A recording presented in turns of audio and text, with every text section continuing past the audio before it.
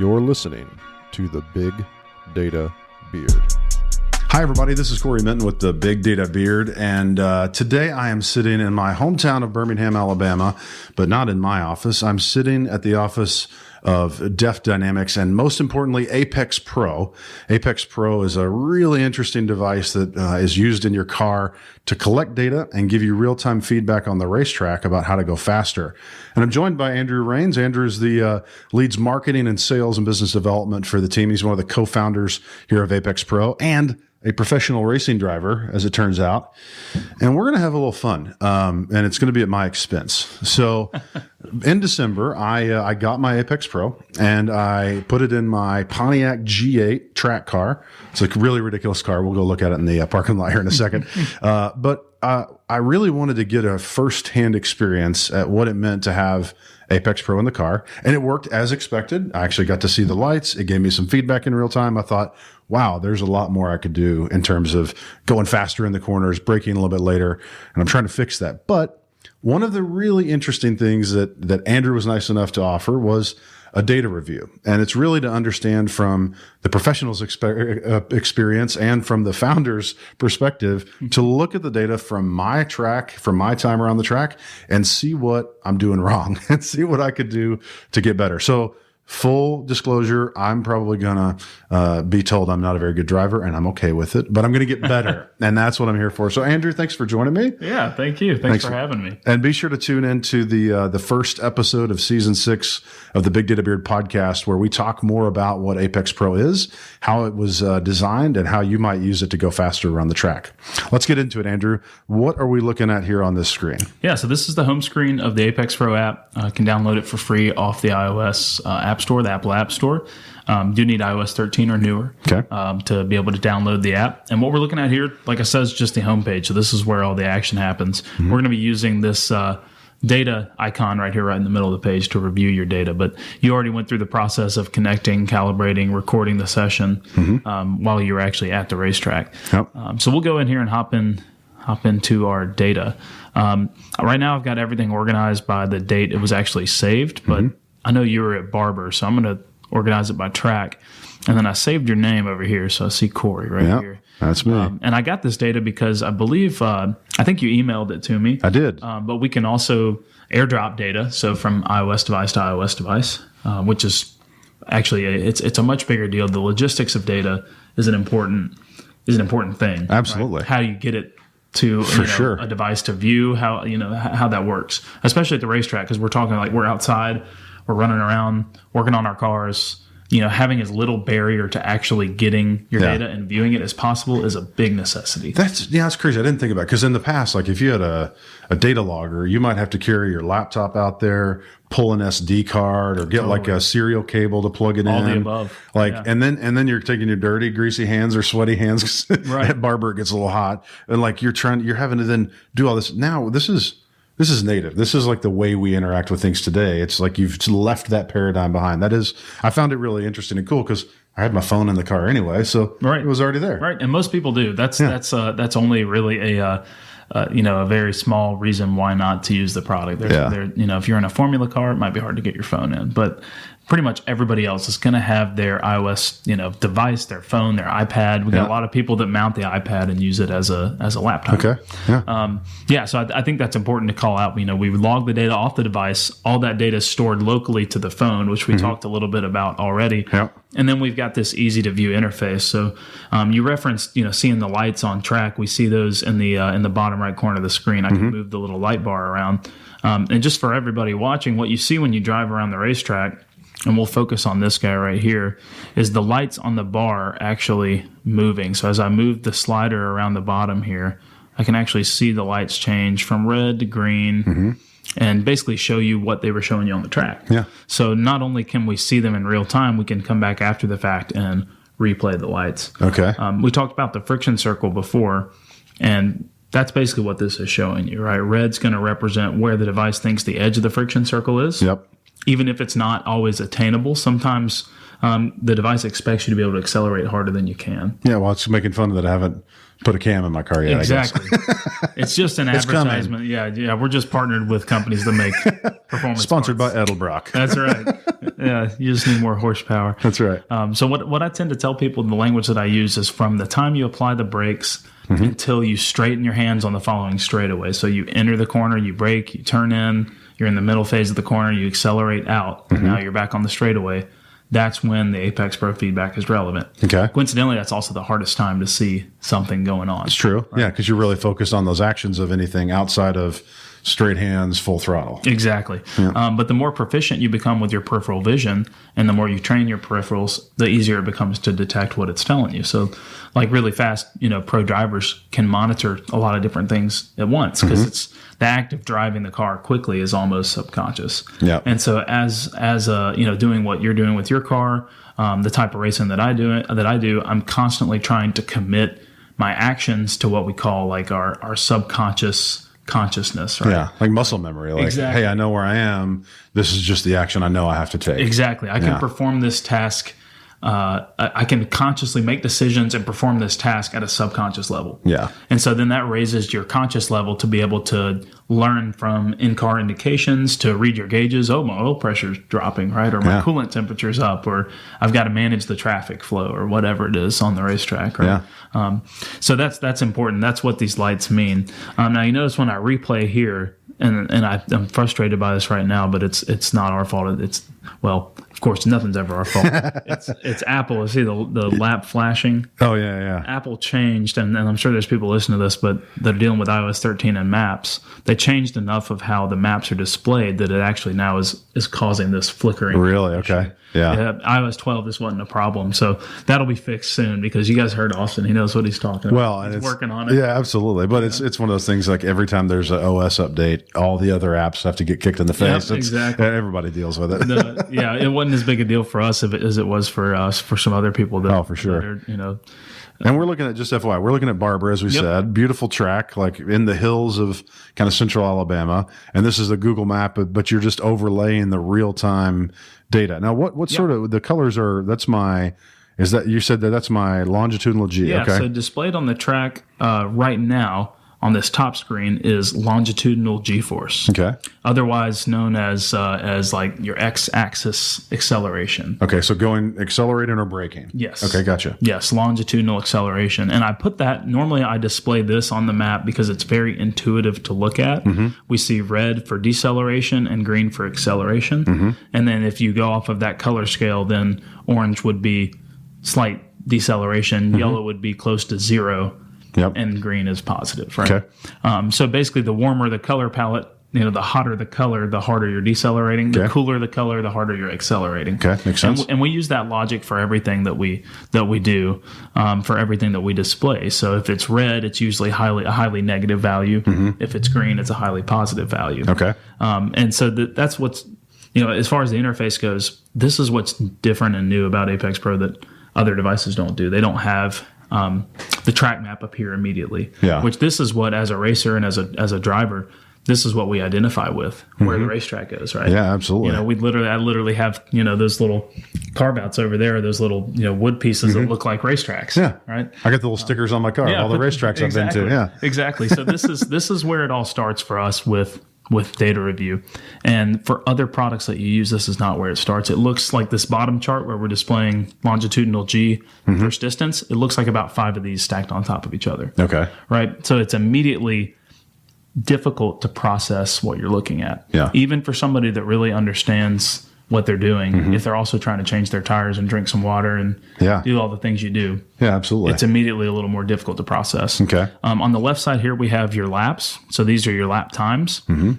So we can tap them and you see the blue check mark move to display the lap, and that changes all the data that appears on the track and on the graph below. Okay. And then the darkest green, kind of going with our theme before, that's the fastest lap. Okay.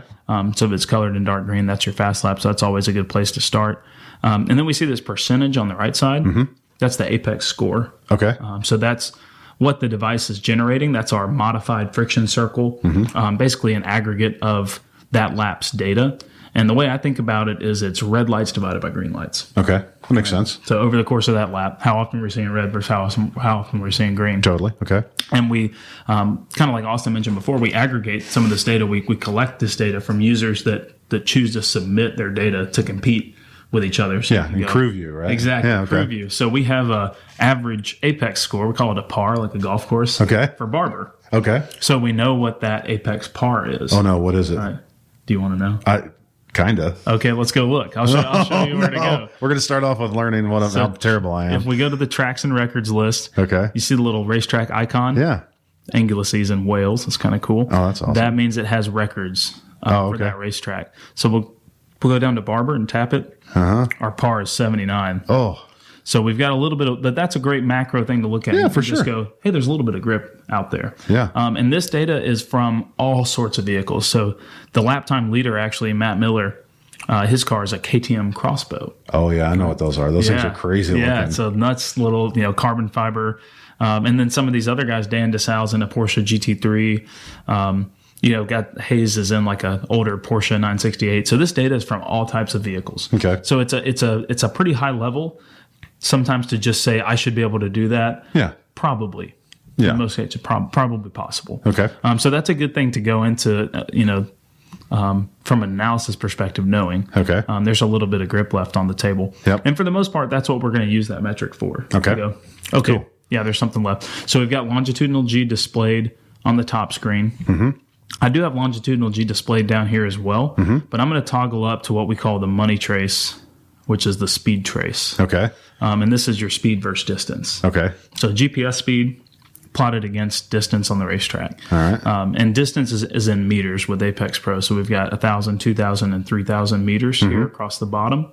And then speed is going to be your x-axis. So you'll see it displayed here on the left side of the screen. So the top part of the speed trace is high speed. The bottom part of the speed trace is low speed. Makes sense. And what we really focus on, because what we're doing right now is something we do a lot. Yeah. And so what I try to focus on here is to be able to teach you something that you can go away with and go, I can implement that on my own. Yeah, absolutely. That's what I want. Exactly. Let's learn this. So that's what we're doing. So the first thing we do when we look at the speed trace, and this is where I would start, I would overlay long G here and speed down here. Okay.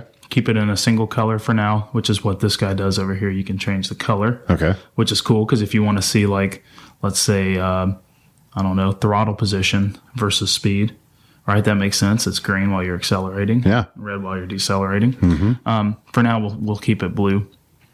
Oh, that's cool. You're actually correlating OBD data against what is collecting from on the device. Exactly. Okay, I see. That makes sense. You can marry the two. Yeah, because just for awareness, like I've got the Apex Pro sitting on the dash of the car, giving me the feedback. This guy, and then this is the OBD interface. And for those of you who aren't familiar, most cars since what year was it, like in the 90s? 96. Yeah, so they started having this standard port that's underneath the dash of almost any car made since 1996.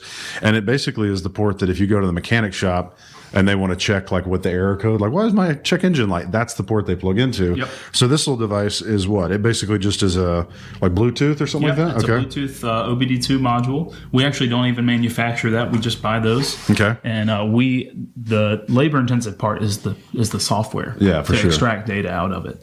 And that's what you're paying for if you buy any OBD2 device. So you can buy ones that are expensive as $400, $500, $600 a lot of times, and those can actually tune the vehicle sometimes. That'll be manufacturer specific. You can buy ones as cheap as $25 that'll just say, hey, you have a check engine light. Yeah. It might not even tell you what check engine the area code is. Yeah. And or you can buy this is $129, and it is different from most Amazon OBD2 dongles because you can view it correlated with all this other data. Yeah, absolutely. So it enhances the power of the part of the platform. Yeah. If you want to grab, I didn't even think about grabbing a unit over there, but that might be good to. Yeah, absolutely. You can just grab one of those sitting on the desk. Yeah. So this is the Apex Pro. I'll let you show them kind of how this thing works. So we've got this, to log the data that we see on the iPad. Corey's mounted this on the dash of the car. This is Bluetooth with the device. With your phone. They're all devices, right? Yeah, that's right. This is a device as well. They're things. Yeah, all things. All of these things. A lot of Bluetooth communication. Yeah. So these are both communicating wirelessly via Bluetooth to your phone, and that's what's logging all the data that we see here. Okay. There are apps, and our app can do this. It can actually use the phone's accelerometers to log data. Yep. But it's not a motorsports, data logging device. Yeah. Right. None of the sample rates are high enough. But we'll dovetail back into the speed trace here because this is probably, like I've said before, the most fundamental part of data analysis here is the speed trace. So when we analyze the speed trace, say we just got off track, this is something you can do in between your driving sessions, right? It's usually an hour or so between off track when you get back on. Yep. All you have to do is be able to look at the top of that speed trace and go, okay, there's a little bit of coast there. It's insignificant. If I look at these measurements in the top right corner here, right here it says 99.77 at the distance on the track. Okay. We can slide the slider, see from where the speed trace stops, which is where it is right now, stops accelerating. I want to slide it to where it really starts going down steeply. Okay. Where it really starts decreasing. So just like a little piece right here. Yep. And that's a meaningful distance, right? That was about 20 meters or so. Let's do it again. I didn't actually read the number. So we got about 1128 to 1157. Yeah, so you got 30 meters. Of literally, you're just not doing one or the other. Exactly. And it does not feel like 30 meters on the No, because your speed at that point is 100 miles an hour. Right. Yeah. But that small amount of change could help me not waste that time that I'm not accelerating and braking aggressively. Okay. So we've identified that at each peak of the speed trace. So that's the first thing. We go top, bottom, middle on the speed trace. Yep. So we've identified that at the top. Cool. Yep. So literally for the next session, just try that one thing, right? Okay. That's the most challenging thing with data and with people that are really into data acquisition and racing is they try to many times do too much at once. Boil the ocean. Yeah. Yeah. Okay. And literally that's the first step. Okay. That's the first step. Step one, Cory, work on not lollygagging. Yeah. Yep. Okay. Lazy feet. Exactly. If you have access to a racing simulator or even on the street, I try to program everything that I do in the car driving on the street. And for those watching or listening, that doesn't mean I'm driving quickly. It just means that I'm never going, I'm going off the gas and immediately to the brake pedal. Yeah. So that I don't have to retrain my brain when I go to the track. Okay. Otherwise, you literally have to switch a program. Yeah. For your foot. Yeah, you're like, okay, wait, you're track foot. Right, exactly. But I'm in the same car. This doesn't work. Yeah. It doesn't make sense. Yeah. So when we look at the top of the speed trace, we're looking for that shape. We want that sawtooth shape. Yeah. And I brought in another session down here that I'm familiar with just to look and see what that kind of looks like. Oh, wow, yeah. So see the tops of those. Yeah, they're just pointed. Yep, real pointy. Yep. And that's what we're trying to emulate. Okay. Yep. So we'll go back up. And that's one of the beautiful things about the simplicity of the software is being able to just pull up another lap. And you could go find someone at the track you know is pretty fast and go, hey, man, send me your data. Yeah. And you look at it and you go, oh, that looks different, right? Okay. So what are they doing there? Yeah. Yeah. So we go from the top to the bottom. So the next thing we want to look at is the trough of the speed trace. Okay. So I think of the speed trace like it's a wave, right? We've got the crest and the trough. Absolutely. So we go from the crest, we analyze what's going on up top, and then we analyze what's going on the bottom. Okay. So what we need to know about the shape of the bottom of the speed trace is there's two different shapes that are desirable in different situations. Okay. So we have fast corners and we have slow corners. Okay. So we kind of have to define what that is. Okay. So a slow speed corner is where the slowest part of the corner is roughly less than 60 miles per hour. Okay.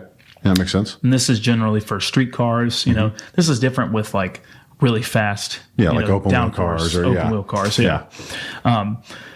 And anything above 60 miles an hour, we treat as a higher speed corner. Okay. So in the speed trace, a higher speed corner, we want it to look more like a U shape because we don't want our weight transfer to be as dramatic at high speed because it'll cause the car to get more upset, right? And the car's more willing to change direction pretty quickly, right? Yep. If you're going down the interstate at 80 miles an hour and had to dramatically change lanes, you know what we're talking about, Absolutely, right? yeah. A little bit of steering input causes It does the a car. lot of things, yeah. Absolutely. Whereas if you're going up a mountain road and it's a switchback kind of hairpin corner where you're going 180 degrees, you have to add a lot of steering input, right? And wait. Yeah. So at higher speed, we want the trough of the speed trace to look more like a U, meaning we're slowing to our slowest speed at a slightly slower rate, right? And then we're starting to accelerate as soon as possible. Okay. Whereas in a slower speed corner, we actually are using the momentum of the car. We've got to be more aggressive with the weight transfer. Okay. We want the car to kind of yaw and like rotate, kind of be at the slip angle of the tire. And to do that, we need to be a little more aggressive with the weight transfer. Okay. So in a slow speed corner, we want the speed trace to look like a V. So like this corner right here is a really good example. Your speed trace looks really good. We're at 41 miles an hour. You can see on our speedometer right here. Yep. And basically what we're trying to do there is turn the car very quickly. Yeah. Right. So that speed trace basically means we're decelerating and then we're accelerating. Yeah. There's very little U-shape, which means we're maintaining speed. Yeah, you're just coasting. Exactly. Yeah. Whereas if you look at this corner right here, this is the fastest corner on the track at Barber. You know, you're at 80 miles per hour and you're cornering, right? That's moving. And the trace has kind of a more of a shallow kind of look to it, right? It's not a whole lot of decrease in speed. You're kind of maintaining speed and then you're accelerating again. Yep. So that's what we want a faster corner to look like. Okay. So the big one that I'm going to, and this whole time, Most troublesome corner. and it is for most people, Yeah. and it's the most kind of fundamental corner on this track, which is why we look at it a lot. Yeah. So probably the biggest challenge to data acquisition in general is some track knowledge, some subjective stuff you just have to know. Yeah. Right. We've got to know where the track goes. Yeah. We probably want to know the corner numbers. Yep. And then we want to know when we look at the speed trace where that correlates to on the track. So with Apex Pro software, we just put the dot on the track where we can see, the little crosshairs down here on the speed tracer showing us. In the most recent app update that's about to come out, those are a little more pronounced too, so you can see them a little easier. Another beautiful thing about software. Yeah, push and update. Exactly. Things get better, yeah. So the first thing that stands out to me about this corner is it looks more like it should be, the shape of a fast corner, right? It's kind of got a U shape, which means you're maintaining a slow speed for a decent amount of time. Yeah, because this corner, just as you can see it, it's a 180-degree turn. That's a little bit more once you get up here. Yeah, absolutely. Yeah, very sharp. Yeah, very sharp. Low speed. I mean, you can see in that turn, I'm doing 40 miles an hour. Yeah, you're going fast coming in. You're slowing down a lot. It's your biggest speed delta on the track. So biggest difference in speed from your maximum straightaway speed to your minimum corner speed, which means braking late helps a lot. Okay. Yeah. In a corner where that delta is a smaller number, braking late is not as important as maintaining a high speed for longer. Okay, makes sense. Exactly. So, and it all has to do with distance, right? The distance of the track. Okay. So in this situation, we want to maintain wide open throttle as long as we can, and we want to brake as hard as we can. Okay. So we already talked about that, getting rid of that coast beforehand. Yeah. We also want to go on, want to really think about what's going on here. So when I see that trace right there, and this is just you at the track next time, I'm not there. For sure. Let's say you get off track and you see that U. The question I want you to ask yourself is, when do I get off the brake pedal? Yeah. Okay. And try to correlate that with the actual point on the track, whether it's from memory or it's from the data. Okay. And a little bit of both. So right here, if I were to go back and look at, this is longitudinal G. I could see right now I'm just tapping the lap and it's going to show me what your acceleration at that point is. So at this point on the track, which is just after turn in, we're accelerating pretty much this entire area right here from the time we see yellow to where the blue dot is at about negative 0.1 to negative 0.2, which I know because I've looked at a lot of data. Yeah. Most people don't have the luxury of looking at as much data as I do, but I know that that's usually very close to coasting or just scrub of the tires, slowing the car down. So probably what's happening here is our foot's off the brake pedal somewhere around here. Yep. And you're trying to get back to throttle. That's exactly what's happening because I'm consciously trying to get out of the brakes by the time I'm turning in at the end of the checkerboards. Right, or what they call it? What's the rumble strips? Rumble strips, but that curb. the curb on the side that has the stripes. My thought and the way I've trained myself on that one, and maybe incorrectly, is that's where I want to be out of the brakes and start to go into my turn in. Wrong? Not necessarily. Okay. Not necessarily. So that's what's challenging. This is all very gray, right? It's not black and white. If I were to say, yeah, you're wrong. No. No. But I think the big thing to focus on here is the rate at which you release the brakes needs to happen closer to the apex of the corner. Your release of the brake pedal, instead of being approximately where this black dot is, needs to be right. So almost trail braking into it a little bit to where I'm turning in and I'm still on the brakes a little bit. Yep. Okay. But the whole thing is thinking about, the whole idea, the whole concept, especially in slow speed corners, the concept of trail braking can seem like an active term. Like, I need to trail brake, as in I need to do something more. Yeah. But trail braking, and that term that's kind of colloquially used, is actually the act of releasing brake pressure. So I find if I say, and this is why I think like the verbiage is important. If I say go trail brake that corner, most people will brake, release the brake, and then as they turn, brake more. Really? Okay. Yeah. No, it's just the lift. It's just a staged lift to where you're letting it happen while you're into the corner. Because most of us, like most of the time when you've been on the track, you've been told do all your braking in a straight line. Exactly. Right. You don't because again, there's only so much friction circle, there's only so much traction, and if you're asking it to do both, but in some scenarios that can help. Okay, that makes sense. So, and this one's weird because this is almost. Do you treat this as a double apex turn, or do you treat it like or do you just treat it as single apex and just do it as a harder entry? The second apex is more important. Okay, is what I tend to tell people. Okay, if the car's right up against the curb, right here where the black marker is, like me, that's great. Okay, it's fine. Yeah, it really is. You just got to hold it tight until this second, and you can see if we zoom in here, see where the curb kind of changes direction right here. Mm-hmm. That's kind of your second apex. Just if you kind of just draw a line to the flag station and the curb like that, kind of diagonally. Yep, that's kind of where your second apex is. And in your car, because you make hay when you're on the throttle, right? You have pretty decent horsepower. You really want to make sure that the car is pointed towards your exit as soon as possible. Okay. Which is the other reason we do want to be trailing off the brake pedal into the corner. Yeah. So I would say the goal is to have brake lights showing until somewhere in this area. Okay. Right here. Maybe draw a line out from that break in the fence right there. You know, where the car's right up against the curb, you want to just have the weight of your big toe still on the brake pedal. Yep. And literally have it be that delicate, because that's what we have to do to respect the weight transfer. And like you said, we're blending the friction circle, and we can show a diagram of what that looks like, because this really helps with this process. Now, if we press the replay button down here, we'll recolor this. If we press the replay button down here, see the dot move? That's actually showing us where it is on the friction circle. Oh, okay. So right now, and I'm looking at the speed trace on the bottom, we're braking into turn 5. See where the dot goes? Yeah. You're braking at threshold basically almost as hard as the car will slow, because we're down here at the bottom, negative longitudinal deceleration. Let's watch where that dot goes once we get to the trough of the speed trace. Did you see it already start to move up this way? Was that using all the outside of the speed trace though? Or the friction circle? It doesn't look like it. Yep. The outside's right over here. Yeah. Yep. So we're releasing that brake pedal, and that's keeping that dot from being. Oh, so you want more of that kind of, okay, I got you. Let's look at an example here. It's going to look a little different. Oh, yeah. Watch it move to the outside. Whoa, way out there. Yeah. Right. And that's what when we call blending the friction circle, or releasing that trail brake release. That's just enabling us to keep that little dot moving on the outside edge of that circle right there. Oh, okay.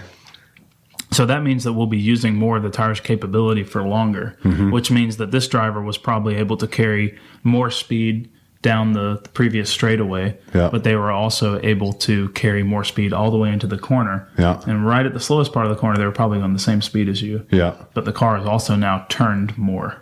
And so then when they're back in the gas and they've got more, okay, they're not still fighting a turn. Exactly. Yeah. Exactly. And that's the other thing that I was looking at on the map up here, is see how wide the car goes out right here. If we let's look at another lap here. See how this is almost kind of the inverse? Oh, wow. Yeah, they turn in way later. Exactly, a little bit later turn in, and your turn in point honestly is pretty good. I like where it is, somewhere close to the end of the curbing here, not quite at the end of the curbing. Yep, you might be right at the end of it, but you're right around it. But what's really happening here is because you've slowed down a little more than you need to, and you feel the need, or you're right here and you're going, "Ooh, I need to get back on the power." And what we're trying to do by looking at the data is take away that feeling. Yeah, I don't need to get back on the power. I'm just going to wait. Okay. Right? Yeah. Because if you get back on the power here, what are you going to have to do right here? Well, I'm having to turn in. Yeah. Yeah, you're still turning. You might have to crack back out of the throttle. Yeah. So we can, again, go down. Let's see. We'll go right here in the center selector. And since you have the OBD2, we can see throttle position. Yep. Right? And we can go to throttle position down here. TPS is throttle position sensor. We can do throttle position down here as well. And when you see that flat line at the top, that's wide open throttle. Okay. So you're at wide open throttle right there. Yep. Our goal is to be at wide open throttle somewhere back here. Yeah. I always feel like I come into this one a bit too hot. Like I haven't braked enough. Yeah. And so I'm shedding speed by turning. Yep. Not by braking anymore. And so then the car is pushing. And because I'm still pushing, I don't feel like, I feel like right here, I almost feel like I'm getting back into it. to turn with the throttle a little bit, to get the car to kick in. Yeah. That's what I feel like. Yeah. And they always say to use all the racetrack, but I feel like I was using too much of it while still in the corner. That's what's happening. Yeah. Okay. That makes sense. Absolutely. And part of what we talked about. I'm terrible at driving. No. Well, hey, that's why we're doing this. Yeah, exactly. It's a learned skill. It's not something that you're just born, driving a race car fast. Right? Yeah. But working on this initial application of the brakes back up here in the, where we had kind of identified what the speed trace should look like. And this one actually looks a lot better. This was the next lap. So that goes back to why a sample size is important, right? We want to look at a sample of laps because on this lap you did pretty good with your initial application. Yep. And so we want to, that's the first part that we want to approach, right? Is that harsh kind of aggressive transition to the brake. And then the biggest thing is thinking about where you release that brake pedal in the corner. Yeah. And that'll totally transform. And something that we can work on the road too is that rate of release of the brake pedal. Because a lot, unless we really teach our foot to be sensitive to that, it's really easy to just go take it off, right? Absolutely. And and that's not really what we're supposed to do to go fast. Yeah, and you're in a car with a lot of mass, right? A heavy car. It's a big car. Yeah. Which requires more sensitivity to those things, right? Because your car is probably, especially in a car that doesn't have quite enough grip for its weight, you really have to tiptoe on those pedals when we're talking about releasing and then the initial throttle application. Yeah. We can still go off gas on brake really quick. Yeah. Right. But so that's what we do. And then when I said we go, when we look at this speed trace down here, when we go from top, bottom, middle, the middle part is usually to diagnose shifting or to see any irregularities. But since you're in an automatic, you don't have to worry as much about your shifting process. But what you'll see, and we might be able to see it in this sample data, you see this blip right here. Yeah, the little clip, yeah. And it's consistent, right? We see one right there. Exactly. And so if that blip is a little too big, we can use that to adjust how quickly we're shifting. Okay, right? Or understand if we have made any mistakes or if we change gear when we shouldn't or whatever. So that's kind of how the speed trace works, top, bottom. But that's brilliant. The speed trace doesn't exactly tell us, could we be going faster there? Yeah. Right. And so some of that is going to be interpreted in real time. And maybe you get off the track and you go, I've seen a lot of red lights in this corner. Yeah. And that's the first place you want to go look and confirm that. And that's the power of the Apex Pro device, right? Yeah, I would say I think that's the most fundamentally interesting thing about it is, yes, there's lots of data transfer tools out there that can potentially have good interfaces that have used modern technology, but you're giving that real-time feedback in the car so that I don't have to go look at all the data. I just go look at the data that matters to me based on what I saw on the track. Exactly. So I can't say thank you enough, Andrew. It's the first time I've ever had coaching from a professional racing driver that's looking at my data. You were nice to me. I appreciate it. I will take what you taught me and try to go faster, and maybe we'll do this again. But Andrew, thanks for being on the Big Data Beard podcast with us. I enjoyed it. Thanks for listening to the Big Data Beard podcast. And be sure to smash that thumbs up button so we can keep the episodes coming. Until next time, keep being awesome.